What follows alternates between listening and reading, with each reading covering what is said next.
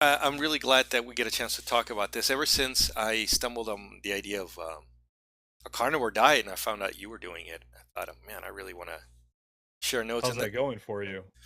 it's going well. So I'm now what 2 weeks in. At some point I messaged you. I woke up to this feeling of extreme calm, Yeah, and it's persisted. Maybe it's not so noticeable. I don't know. Maybe it was because uh, that's the standard now, right?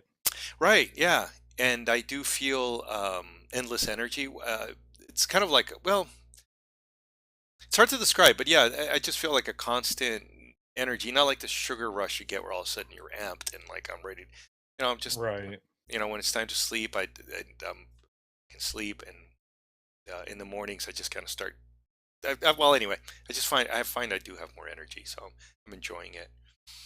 The aspect of it that surprises me is that I'm really not craving anything. I mean, I'm okay. I can eat. I can think I can eat ribeye every day. I'm Yeah, okay with that. absolutely. You put eggs on it? No, I haven't. So I usually do eat some hard-boiled eggs. I bring them to work, and Uh-huh. then so I do have a couple eggs a day. Um, and then at home it's been either a lamb or beef. Okay. Um, so and I know you've been doing it longer. And last time we spoke, the one thing that you recommended was I get enough fat. So I was Yeah. curious, how do you do your fat? What do you do for fat? Primarily eggs and butter. Okay. Yeah, 'cause we'll do butter in the coffee in the morning.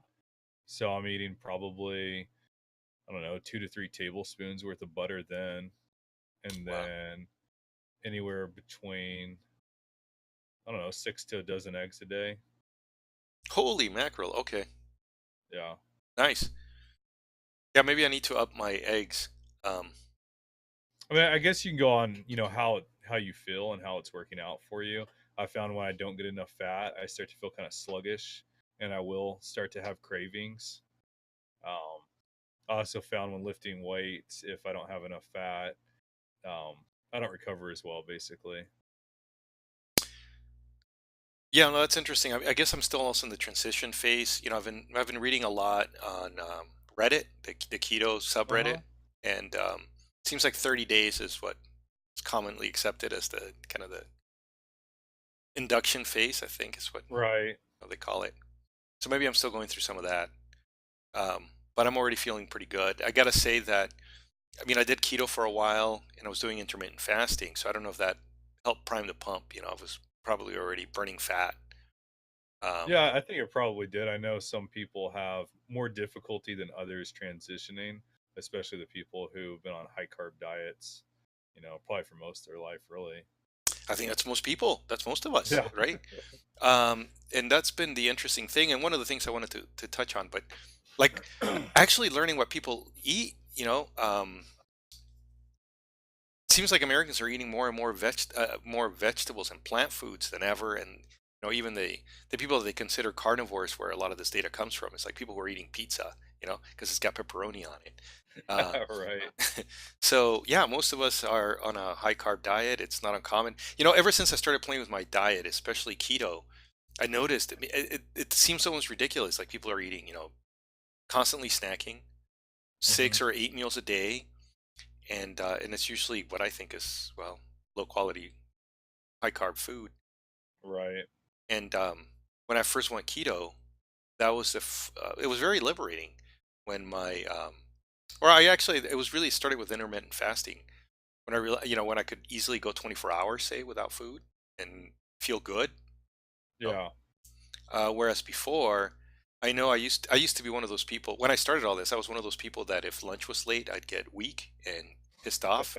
I'd get hangry. Right. Um, so for me to be able to get to the point where like it wasn't convenient to eat, so I wouldn't, and I would eat dinner and I eat until dinner the next day, and I'm active, I'm doing stuff, I feel good. Was pretty liberating. So that was a progression for me. Was like I started with intermittent fasting that led to keto and carnivore. Yeah.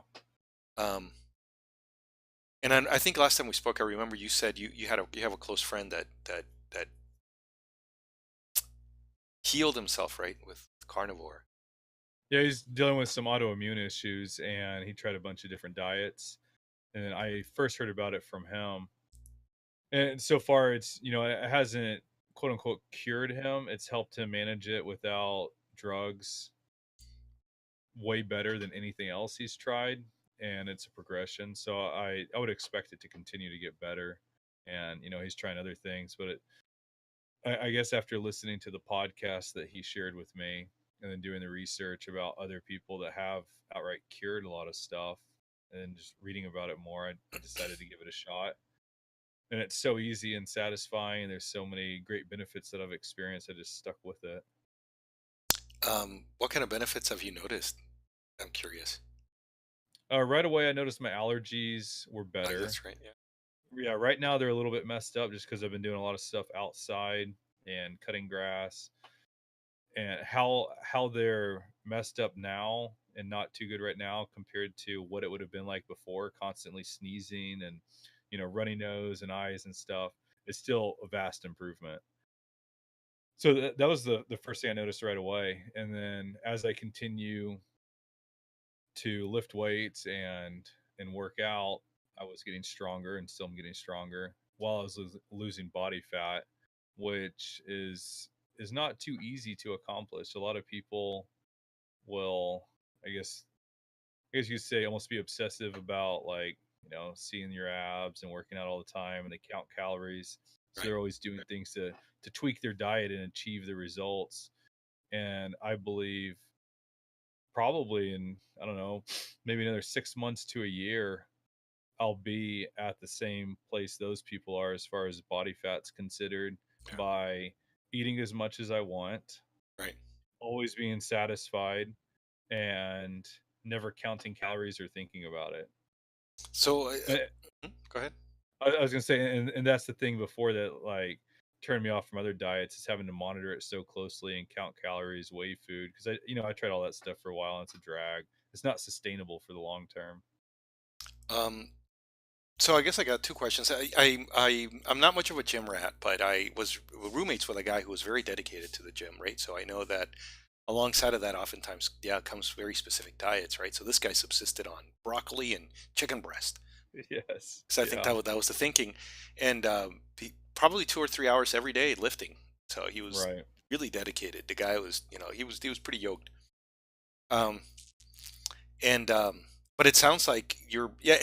You've played with your diet, but you're going by how it makes you feel, right? Yeah. Uh, and Right. and I think well, and I guess what I'm trying to get at is I think most people when they hear they think of carnivore, they think it's kind of an extreme, crazy thing. It's going to kill you, Right. right? You're going to heart attack. What about scurvy? You're going to get colon cancer, all these things. Um, so I'm curious, what was that podcast that your friend shared with you that was so convincing that you thought, I'm going to try this? I believe it was the Human Performance Outlier with Dr. Sean Baker, and I forgot who the co-host is. Forgot what his name was. It really didn't take a whole lot of convincing for me, because I'm not concerned with people that talk about, all these things going to kill you.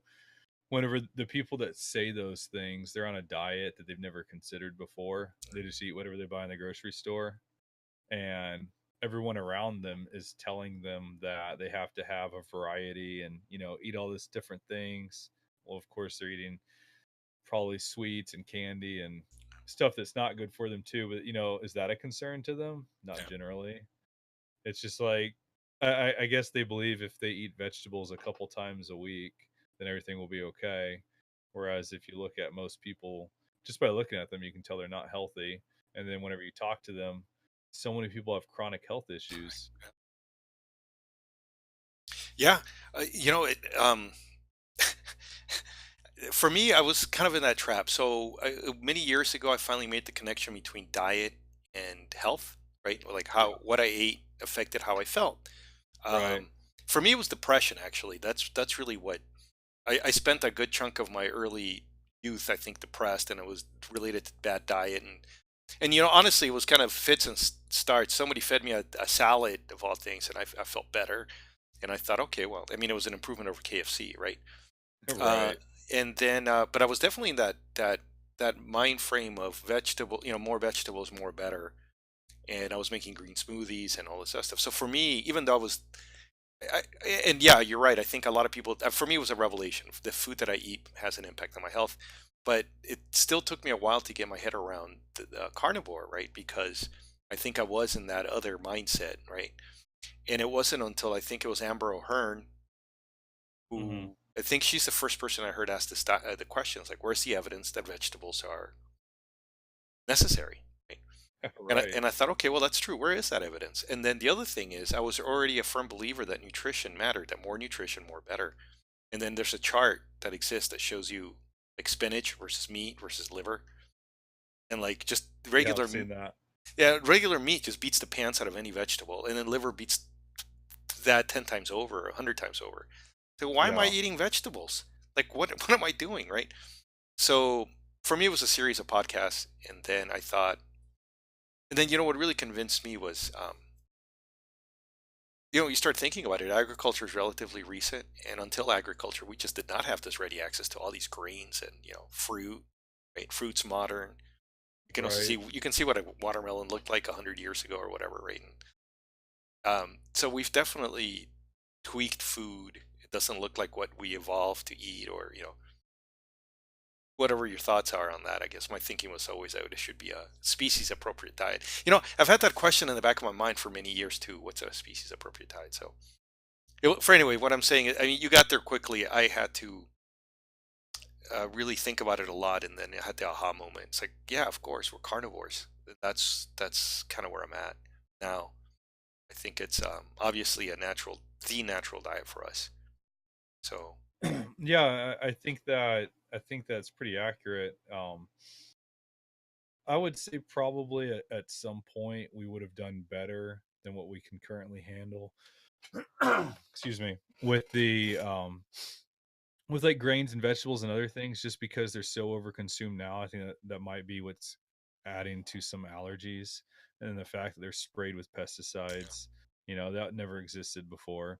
So maybe before humans could eat these non-ideal things and not necessarily have a negative reaction to them, I don't think it would be as positive as just eating meat. But it seems like now, with the way everything's set up, they're especially poisonous. yeah. So that's why, for me personally, I don't even have like cheat days or indulge in other stuff just because I don't feel good doing it. I can tell my body's not reacting well to it. Yeah, that's a huge guide, and that's the other thing that I find interesting. So I did keto for a while, um, and even with keto, I was pretty strict in the beginning, but right, usually there's this guideline of 20 grams of carbs. So let's say they would have an ice cream social at work, and I'm reading the back of the container. I'm thinking, okay, I've eaten zero carbs, and I will eat zero carbs for the rest of the day, or net carbs, right? Well, that's the other thing. Right. It's not Yeah, carbs, but net. it's net carbs. So it'll be zero net carbs. So I can have a quarter cup of ice cream, right? So I Right. would, and I would stay under 20 grams as long as I was under 20 grams. But yeah, there was always other stuff.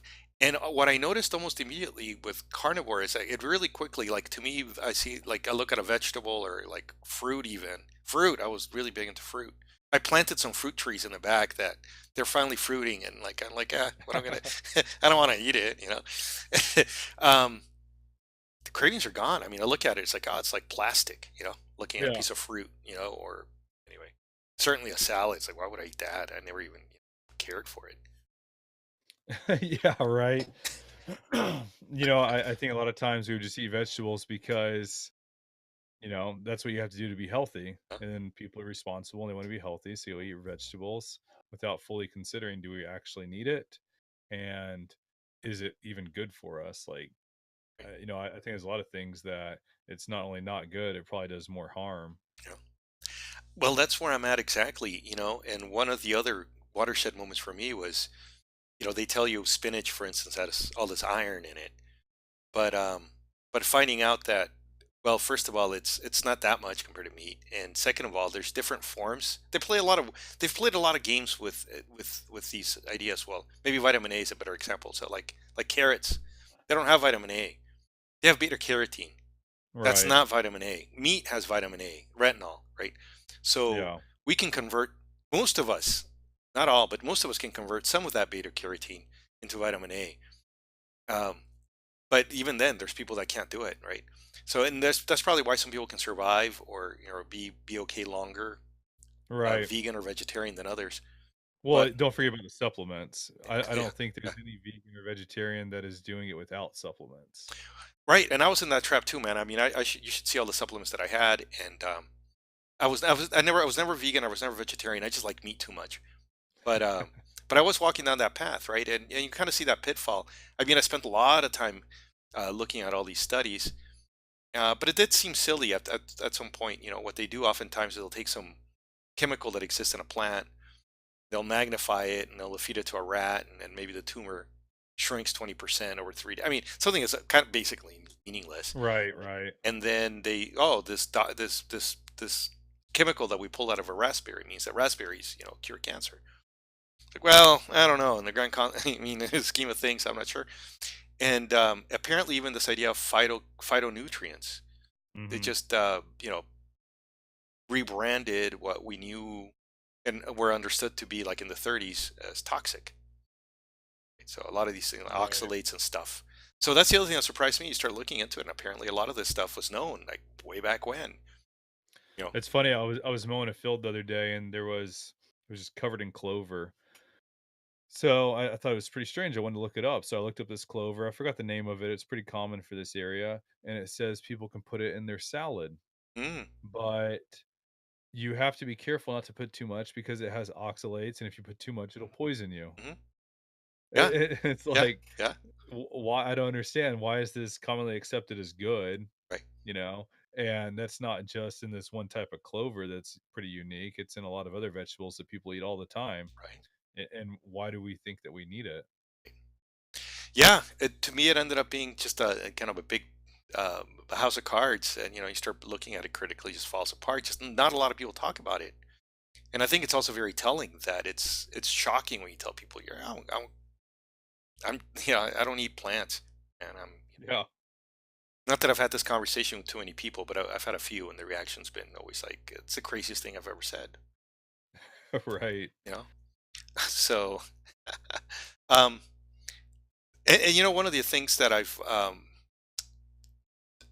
so in the carnivore community, right? I guess there's a couple of divides.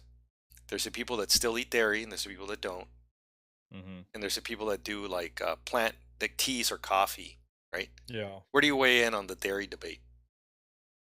I think probably high milk fat, low sugar dairy is okay for, you know, a person depending on how they react to it. I think that's what it comes down to. I know people that are chronically sick and they're trying to help that out. I would always recommend just do meat with salt, basically, or not even necessarily salt, but just meat. Add stuff in like dairy, maybe coffee, depending on what you are trying to fix and how you respond to these things. For me, I don't have any negative reactions to butter or hard cheeses, Mm, so that's what we'll do. We don't really do any soft cheeses. They're gonna have more milk sugar in it. We don't do any milk. Butter is just pretty much just all fat. And then you gotta have coffee. Life's not worth living without coffee. So yeah, I never even tried going there. It's like I need coffee, put some cream on it. Um, yeah, I don't know if it's healthy for you. You can find any study to support what you want to believe. So you can find a study that's gonna cure something or it's gonna kill you. right. Um, I don't react negatively to it. Whenever I put butter in the coffee, it slows down the caffeine absorption quite a bit, so I don't have a crash. Oh, okay. So it's like I don't have to have it in the morning to wake up. I already have plenty of Yeah, energy. I have to have it or I get a headache, but I could yeah, wean myself off of that. It's just a side effect of caffeine. right. Um, but yeah, I mean, it doesn't make me feel bad. So I see no reason to stop doing it because I enjoy it. Eating just meat makes it so I have no cravings for sugar or sweets or anything. That's why I don't eat those. And that's why and they do make me feel bad when I eat them. Mm, So I guess it's one of those things where, maybe if coffee makes you feel bad, you probably shouldn't drink it because something's going on. But right. overall, I don't think there's a problem with it. Yeah, I mean, I guess not wanting to get too what's the word, religious about it, or I don't know if that's the right word, but overly zealous with, I only Yeah. eat meat. Um, yeah, I mean, some teas, and I guess maybe, okay, so let me back up. So I think for me, plants are medicinal. That's how I view them. They're not food. They're Yeah. medicinal. Right. And so at that point, teas, um, I think I enjoy chamomile if it calms you down or whatever. Yeah. I Right. I'm not refraining from teas. I'm not refraining from coffee. Um, but the other thing is when I was in keto, I was really, really concerned about calories when I decided to try this, or when I realized that this made sense and this is what I should be doing. I relaxed the rules on milk. And Hmm. being in California, there is a lot of things wrong with this state. The one good thing we do have is that you can buy raw milk in the grocery store, right? So Oh, really? I didn't know that. That's cool. there's a dairy here. There's a couple of dairies that apparently never stopped selling raw milk. There was a lawsuit at some point, but they they fought the good fight, and Right. they never stopped operating. So in fact, I saw the operator of one of the dairies get interviewed by Dr. Mercola. So anyway, Oh, cool. it's all grass fed. He control anyway. It's good stuff. Right. But and I love milk, man. I love milk. I always, even growing up, a lot of times instead of drinking a soda, I'd be like a glass of chilled milk. Um, so, uh, so I don't know. I don't know if I'm less. So, I mean, do you have a negative reaction to it? Does it like make your nose run or get stuffy or anything? I've never really had any sort of milk allergy. So, Yeah. and no, and man, I love the taste, and maybe I'm rationalizing it because it's raw milk, right? And it's supposed to be a slight, an altogether different beast because whatever, it's got the enzymes and whatever. It's all grass fed milk, right? Yeah. Um, but raw. So I don't know. I I mean, enjoy it. it comes from an animal, doesn't it? Well, And I mean, humans are born and they grow up drinking milk, one type or another. it's kind of silly. So I've got a ex-vegan friend, and I think the talking point there is like, milk is for calves. How dare you do milk? But when I was thinking about it, it's like, look, first of all, a cow is much more like a human than celery, right? And Yeah.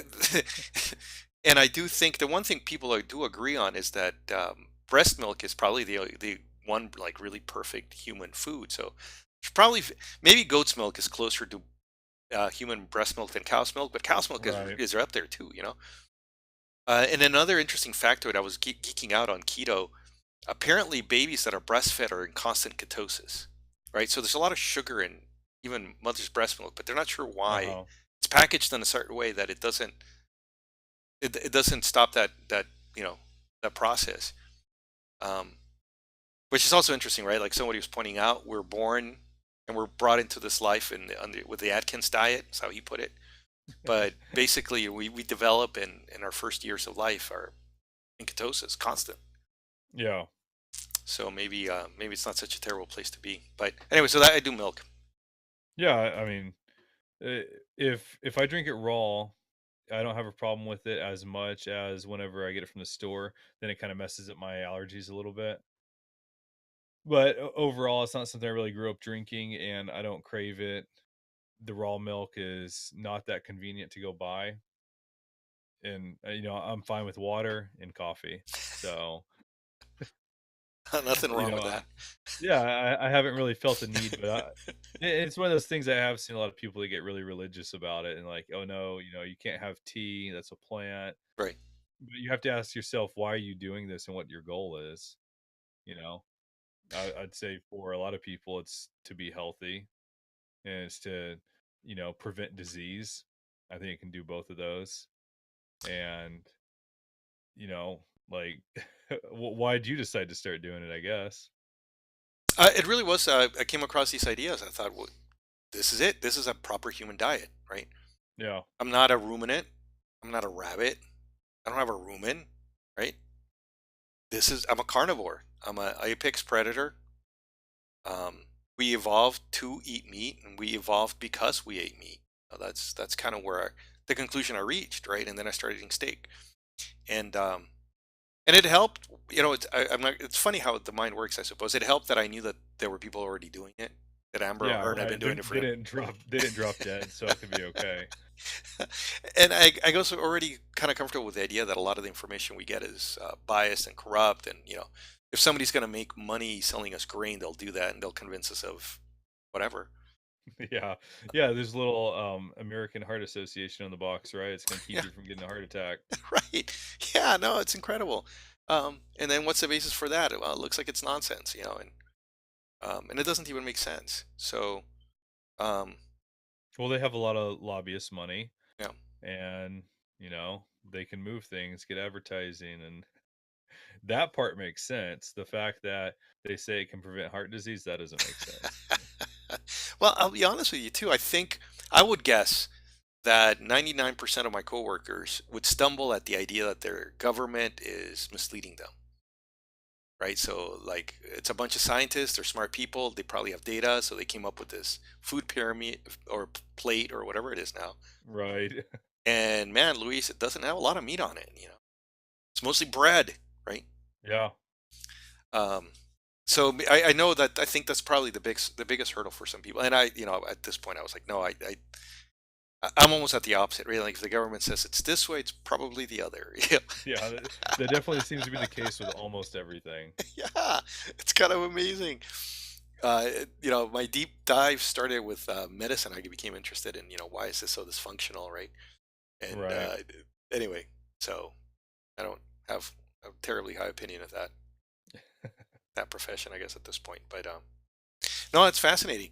And I guess the other thing I'm curious about is how often do you mix it up? Do you worry about seafood or organ meats, or do you have access to organ meats?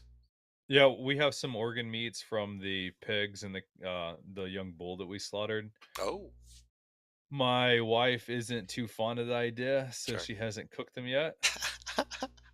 So, I guess I've been doing it for, I guess it's been almost 9 months now without any organ meats. Okay. Um, it's all beef and pork. I think we've done chicken like twice. You just don't crave it, or No, and I find if I eat chicken, I have cravings afterwards. oh, I don't. I don't think chicken's as nutrient dense, and it's not something that I really crave. So I don't really see any value in it. Maybe chicken would be appropriate as an appetizer before the steak. As um, far as mixing it up, we'll do maybe pork 2 nights a week, and the rest is either steaks or ground, just like in hamburger patties, and then of course lots of eggs. and then are you the only carnivore in your household? My wife does it. She's not near as strict as me, but she'll always do it for dinner because that's what she's making for dinner. Okay. And the kids will usually eat that for dinner. Sometimes they get something else, but a lot of times they'll eat that with us. So there'll be like steaks or hamburger patties basically for them. And then she doesn't really eat breakfast. She'll like snack a little bit, maybe some organic corn chips and salsa, stuff like that. But overall, it's mostly meat. Total calorie intake from other things is small, and I think for a lot of people, eating is also an emotional thing. Right. Yeah. Especially if they have fond memories of specific things and they tie it back, and that's why they crave it. With me, I don't have that. I've never really had that. I look at food as a means to an end. So if it makes me feel good, there's not a whole lot more in it for me. Like, I don't really care about variety. That And I think a lot of people that even said they did care about variety found that they don't now because they're getting all the nutrients they need, so they're not having cravings. No, it's funny you said that. I mean, because that's the other thing that surprised me was how quickly I became okay with just eating steak. Um, Yeah. I was like, I can have it every day, and I haven't stopped craving it. I've had it, it's happened that I have it for lunch and then dinner again, and then lunch and dinner and lunch and dinner. And hey, look, I get home, I'm still excited about frying up that steak. Yeah. My wife, she's been on the. It's kind of similar, and I guess in your case, so dinner. I've been talking about it so much. So for dinner, okay, fine. We're Yeah, not making right. vegetables. We're just eating a steak. She craves fish, so she does get to a point where like, oh man, beef again. But she could eat fish all day or every day. So Oh, okay. we go back and forth. And then the kids, yeah, it's funny because now it's probably comical to a lot of people, but they get home, it's like, can I have an apple? It's like, man, can I give you some cheese instead? Yeah. I want an apple. Like, all right, fine, but you gotta eat. You gotta eat like here's a little bit of like liver pate on a cracker. You got to eat this first. Right. Right. Because I just don't see the value in it anymore. So, I think with fruit there is some nutrients that make it okay, especially if you use a lot of energy. mm, So with kids, I don't mind them too much snacking on fruit. If they're all they're eating is like fruit and meat, I think that's a pretty decent diet for a kid. yeah, and again, yes, I agree. And if fruit's the worst thing that are doing, you're not doing too bad, right? Right. That's okay. That's not terrible. Um, I guess I worry about it. Like, for instance, this morning, my son, my eldest, a 4-year old, he didn't eat any of his bacon. He didn't eat any of his eggs, or he ate very little. And then he asked for an apple, and then we realized he can grab them. So he had 3 apples, right? And that was breakfast. Man, you could have snuck some bacon in there or something, some, That's but funny. and I think a lot of people would be celebrating the 3 apples, like, well, it could have been better, could have been better. 3 apples. It's not a Snickers bar, but it could have been better. Yeah, my kids they'll go through phases where for a couple days all they really want is fruit. They don't eat very much meat. They don't really want eggs. And the next couple days in the morning when I have my omelet, they'll eat half of it and then we have Okay. to make another one. And some days they don't eat much at all, and other days they're just eating all day long. So I think the important thing is to provide them, with healthy choices. Maybe not everything is ideal, like a lot of fruit or whatever, but kind of give them those choices, and they'll go back and forth between it. I think overall, it'll be fine. That's smart. And I was thinking today too. I think if I push too much, he's gonna resist, and maybe just to Yeah, be and then later rebellious, right? later on, yeah, it'll build resentment, and then even if they were to have liked it and have cravings for it later, if there's that negative emotional association with it, they're not going to want to eat it. Like, I hate beets. I don't know. Maybe some people like the way beets taste. I think they're disgusting. I remember being a kid, having to sit at the dinner table for like an hour after dinner Yeah. to eat a few beets, and they were so gross. I hated them. So maybe now, if I was eating plants like that, I would think beets would taste good, but wouldn't even try them. You know? So that's funny. So two things. I also hate beets, but I ate a lot of them when I thought they were healthy, right? So I Yeah. choke them down. I found a way of where they were tolerable. And I was talking to my dad recently, and because I'm trying to encourage him to eat more meat, eat more organ meat. He's dealing with some health problems, and it's like, man, what you need is liver. You got to eat liver. And he told me when he was a kid, um, he used to eat liver on a regular basis, right? But one day, I guess he was being difficult. So my grandmother, he was at the dinner table like 4 hours. She wouldn't let him leave until he finished that liver. And Oh he told me man. he has not been able to enjoy liver since. He's all, yeah, I used to eat it, but ever since that day, I was like, I'm done with liver. Yeah. So like you said, it actually happened. That's what my dad said happened to him. Yeah. Yeah. And I don't want that to be associated with healthy things I think they should eat. And I think as long as they have access to it, they'll gravitate towards it, and it'll work out. Yeah. Um. Yeah. One last thing I wanted to say. You mentioned, like you see yourself getting, I guess pretty fit or pretty thin, or not thin. I don't know what the right word is. Lean, maybe in a Yeah. few months, like some of these people. But that was the other thing I noticed also, browsing these videos when I was doing the research. You look at these guys that are talking about carnivore and they've been doing carnivore versus the guys that are, vegetarian or vegan. And Yeah. I even told my mom, I was like, no, see, I want to look like that guy. I don't want to look like Right. that guy. And he just looks healthy, like, look at that, right? Yeah. So that's kind of what I'm hoping. I eat to live, like what you were saying. So I'm guided by how I feel. Yeah. But yeah, if I can build some muscle and lean out, I'd be okay. I mean, I'm getting older, so I think it's just getting. I'm not that active. Actually, I'm not really active anymore at all. I'm trying to do some exercises, but if it can help do that, then man, I'm all for it. Yeah, I absolutely think it will. And like you said, I've seen a lot of pictures of people, men and women, and some of them will say they weren't doing any exercise. You can see before and after, and the after pictures, after they're on it for maybe 6 months or a year, it looks like they go to the gym all the time. And even if you look at like healthy animals, they're always muscular. Yeah. Like even animals with body fat, they're still muscular, and they're not doing anything to maintain that muscle mass except, just trying to survive. If it's, look at a bull in a field. That's a pretty amazing creature. Yeah. It just walks around and eats, and it's just covered in muscle. Yeah. So, why is it so different for us? Why does it have to be so much work to get the muscle? And, why do we have to count calories and do all this other ridiculous stuff? Why can't we just eat when we're hungry and be satisfied and, be healthy and fit? I think that's really possible. Exactly. And I think that's where I come back to how silly our way of eating is.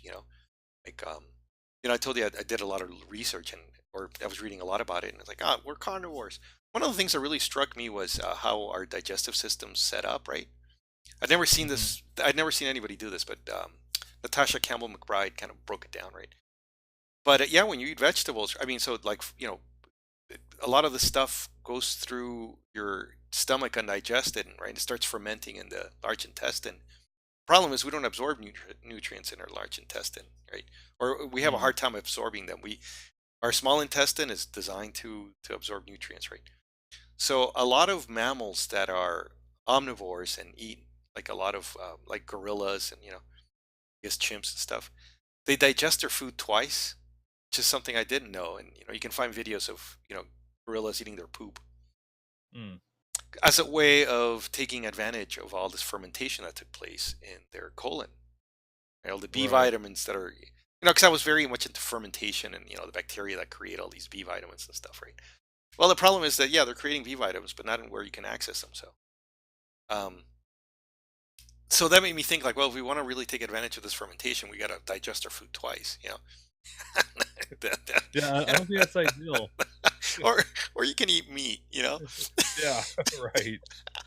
The other thing that was really attractive for me is, I'm starting to farm, Yeah, and I like to be self-sufficient. I always thought it'd be cool to grow my own food, like all of my own food. So everything I grow here is all we eat. And whenever you're on the previous model of a varied diet, have all these varieties and, fruits, vegetables, maybe some starches, that's a pretty daunting task. I started thinking about it and I wasn't sure how I was going to be able to do it. It seemed like a lot of work. It's a lot of work to get it in the ground, to harvest it, and then to preserve it so you can eat it year round. And it made the task really seem impossible. Whereas, growing animals, it's yeah, super easy now. Actually, I have enough animals out here now for multiple families. You know, that's amazing. it's just me doing it. So, and I can expand it further where I could probably raise enough food for, you know, 10, 20 families just by myself, just because it's animals. Yeah, and it's funny because that seems to be a culture around the world, right?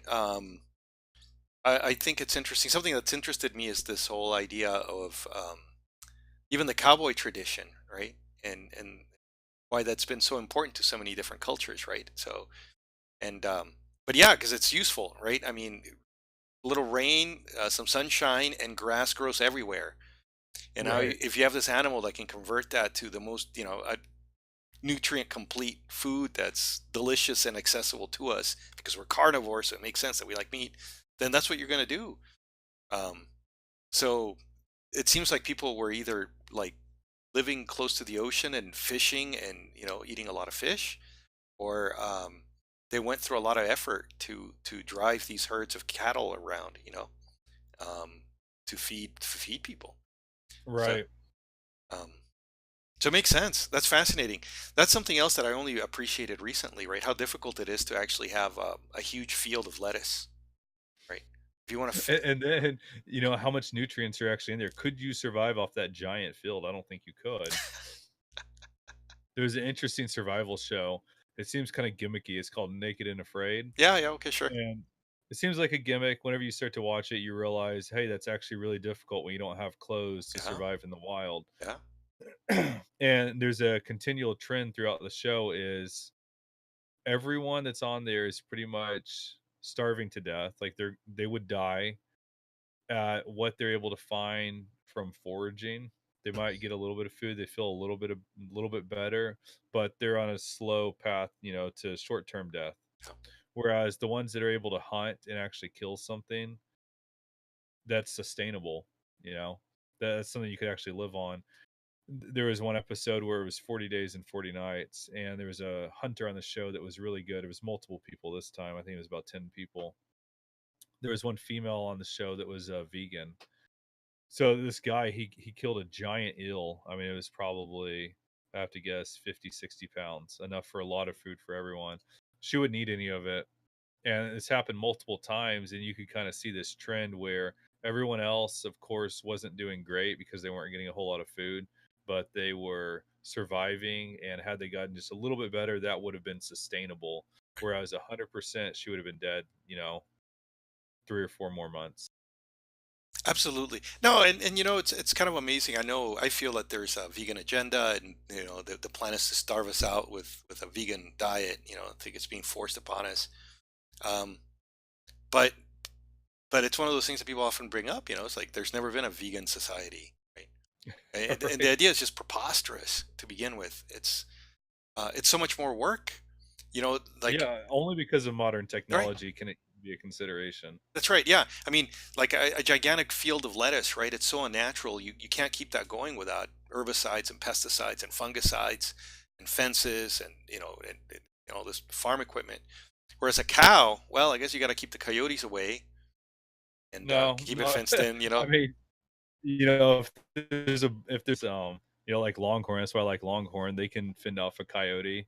Like, I mean, yeah, they have some predators, but overall, they're pretty self-sustaining. Okay. Longhorns lived in Texas for 500 years unassisted. Wow. Okay. I didn't know that. It, Yeah, I mean, you look at like the buffalo and the Native Americans. There was sure. millions of buffalo. Right. Um, of course, some were lost to other predation, but self-sustaining, and of course, it sustained, all the natives. Right. Oh, absolutely. Yeah. I find that history fascinating. And, well, that's the other thing too, that, the argument that gets made that it's not, that's the other thing that you come up very often, right? It's like, well, everybody can't go carnivore because then, how are we going to feed people? And this idea that it's damaging, but you forget that it seems to be like ruminants. It's a symbiotic relationship with the soil, right? So there was a lot of buffalo, and they were building Oh yeah, topsoil, and yeah, they build the fertility. You just got to manage it correctly. yeah. No, in fact, there's nothing more sustainable, right? There's nothing greener than than a cow eating grass. I mean, Right. and then you can have them locally, right? I mean, even here, and I went hunting. No, no, sorry. I went to clay pigeon shooting, but it was at a place where you can also go hunting, and it's in not that far from the Bay Area. It surprised me. I mean, it was maybe an hour and a half drive to get there, and all of a sudden you're in wilderness. But driving out there, maybe half an hour, it's nothing but green grass and cows, Yeah. right? So I'm trying to get good quality meat, but and I'm thinking, well, that's probably where a lot of my beef is coming from. It's 30 minutes away. Right. Like it's hard to imagine something more sustainable than that, than having fruit flown in from Central America. I know. It's it's preposterous, but that's the Yeah, argument that's made. yeah, and a lot of those plants are available year round in the grocery store Hmm. where they're out of season for most of the places they're in. Hmm. It's huge transportation cost. And it would be interesting to calculate like nutrient per mile if there's a way to quantify nutrients because calories is of course energy, but it doesn't necessarily tell you how many nutrients it has Right. beyond just the energy.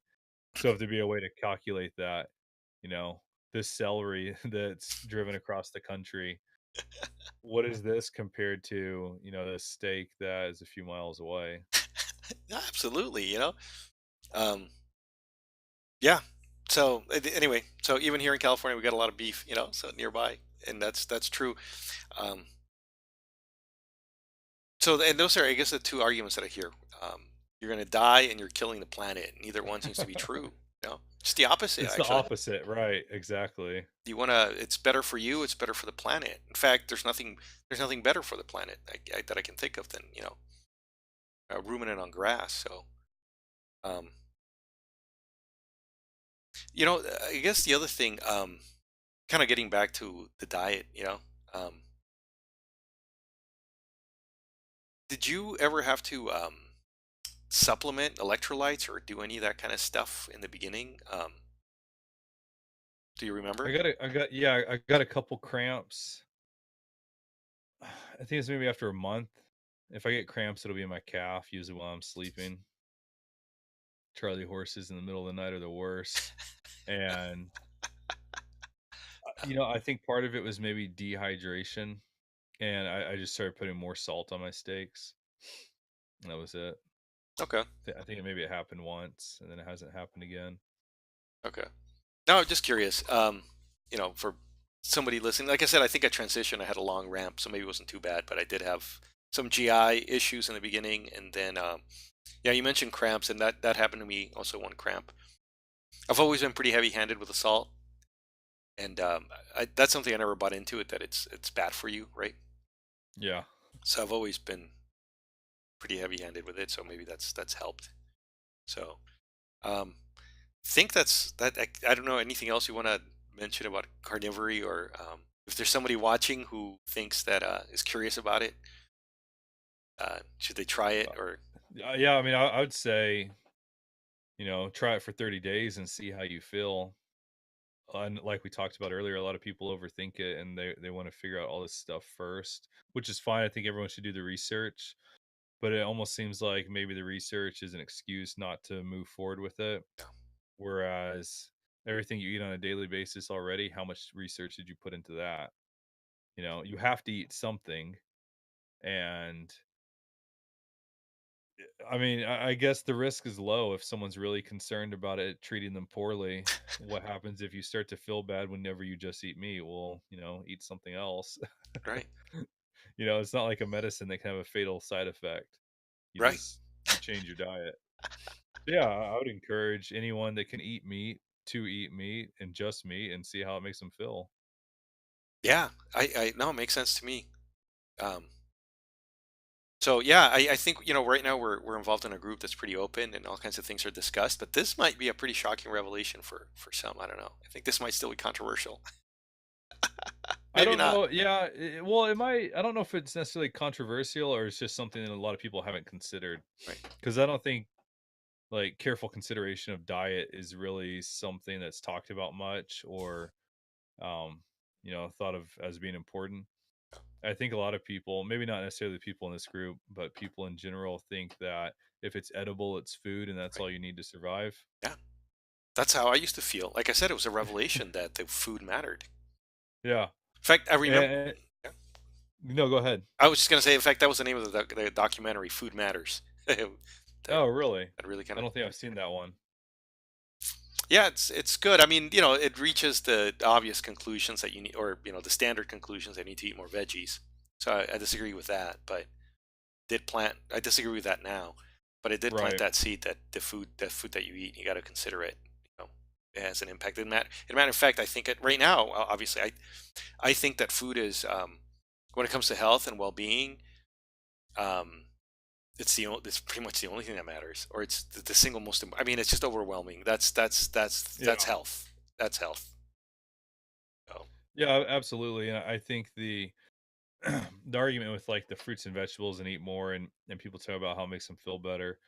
I think what's happening that's really confusing to a lot of people is they're actually considering their diet now and they're eating less stuff that's worse yeah, than fruits and vegetables. yeah, So by just replacing it with something that's not quite as bad, they're going to start feeling better. Then they attribute it to that. You know, they're not eating necessarily as many sweets or as many grains. They're like, oh, the fruits and vegetables make me feel better. But obviously, I don't think that's the case. no, I agree. And for a little bit, maybe this was not the best use of my time, but I was a little obsessed with the ex-vegan stories, right? And I guess I was just interested in the transformation because a lot of these people they were vegans, and at some point they had to eat.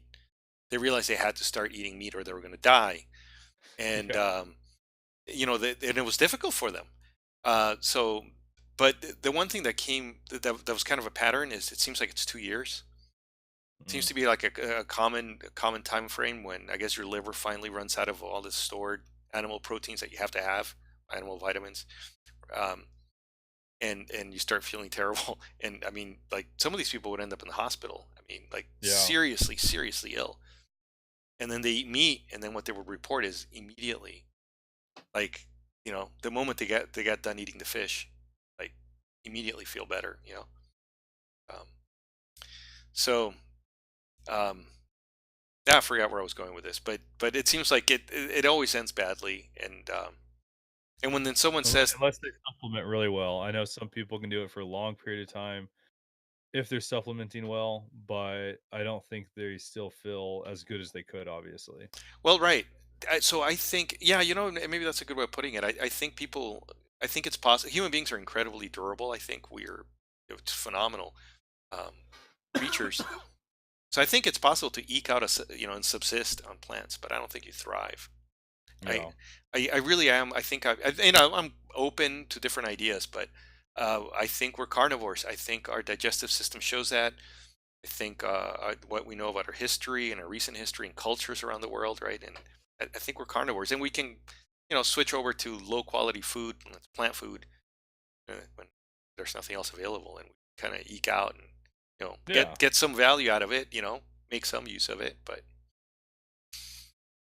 but um, but I Yeah, think I mean, nature where it's if you at. have the access to what's ideal, then why wouldn't that be the choice you made, you know? And a lot of people, especially in America, do have that access. Well, yeah, and it's funny. Like I think even around the world, right? It's still pretty common. I mean, it's almost synonymous with poor people with chickens. You always have chickens and have eggs Right, and eat right. chickens, right? And or even hogs. I think are they seem to be still pretty common. Goats.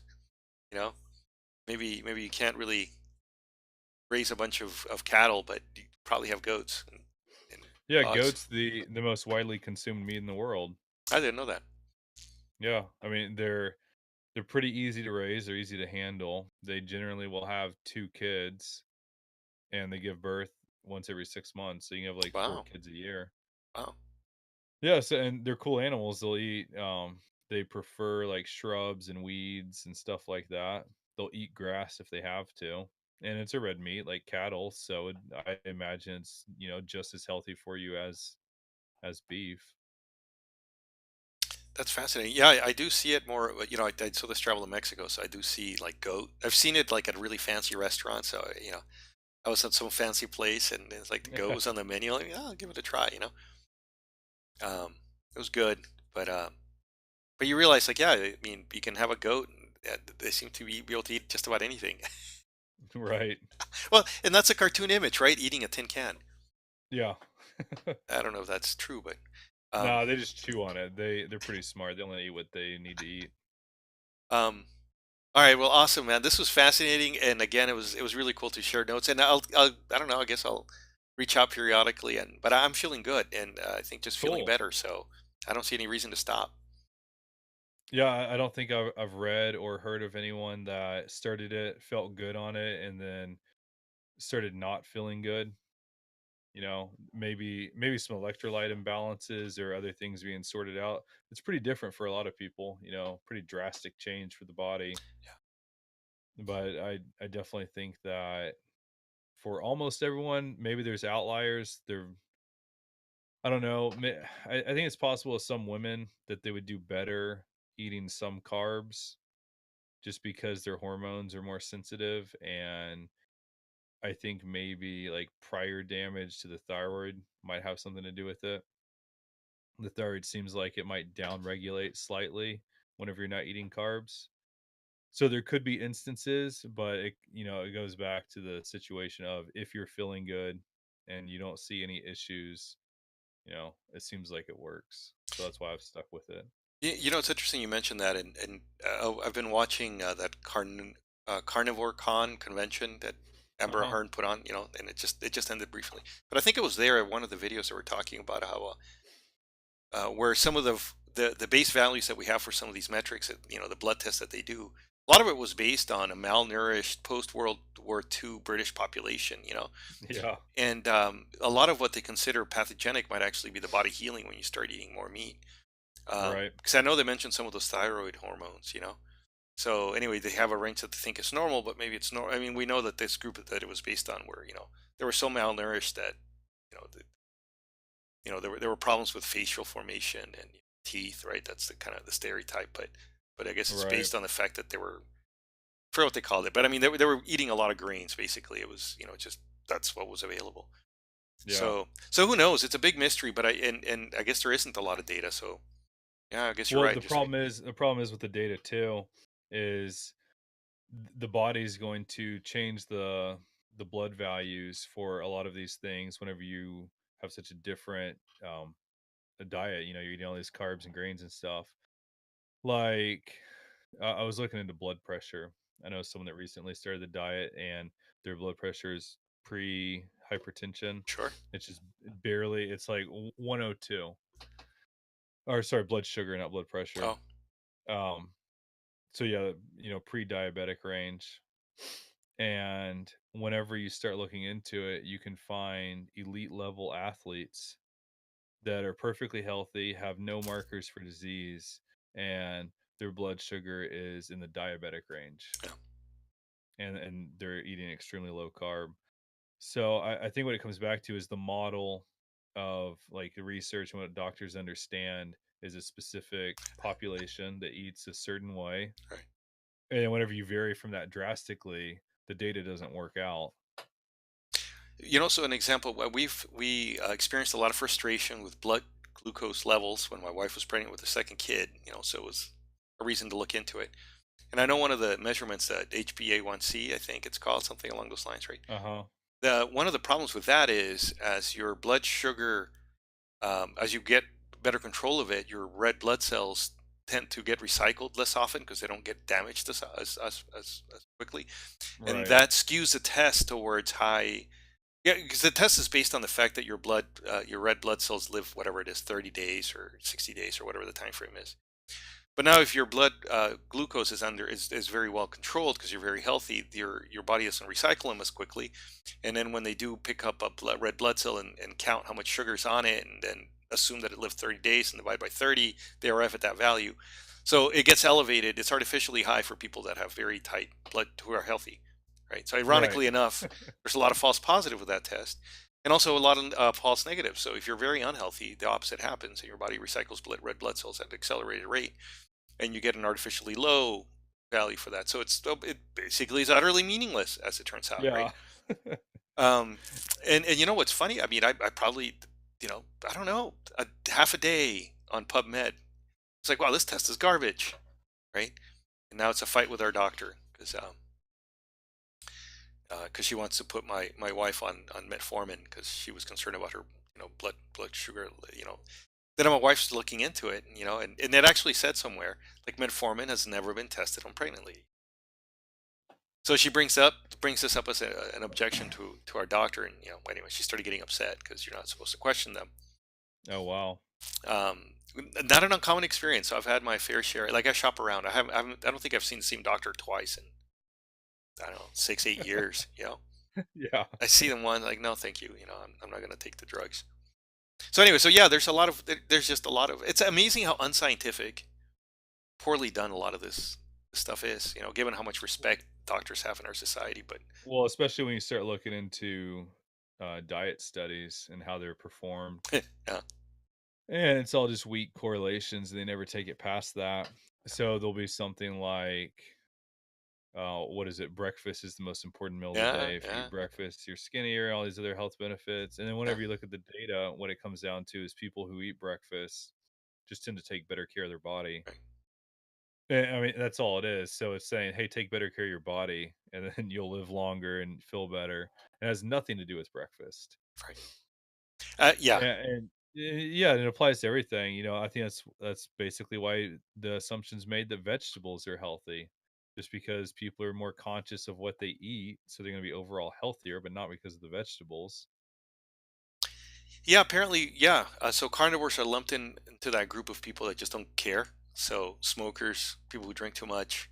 They're also the people that are Right. not paying attention to the doctor to eat more vegetables. So they're more likely to eat more steaks. So it's not the steaks that are making them unhealthy, but it's just that general I don't care attitude. So yeah, like you said, that's interesting. Yeah, no. Everywhere I look, it seems like, oh, this is nonsense. Um, but that's a whole nother story. So anyway, man, I don't want to keep you up. It's later for you than it is for me. So thank you. This is awesome. Oh Um, yeah, thanks for the chat. I appreciate it. no, this is a lot of fun, and you've been doing it much longer than me, so I'm always curious to see your hear your insights. So thanks. Yeah, I mean, so far it's working well, and I don't see any reason why I change, especially when I start slaughtering more of my own cattle. You know, I want to hear more about that too, man. I'm fascinated okay, by that aspect as well. That's really cool. The whole farm stuff. So cool. I'll I'll seek you out for that later. So anyway, man. All right, So good. I'm gonna call it quits, and yeah, you have a good night. You too. I'll talk to you later.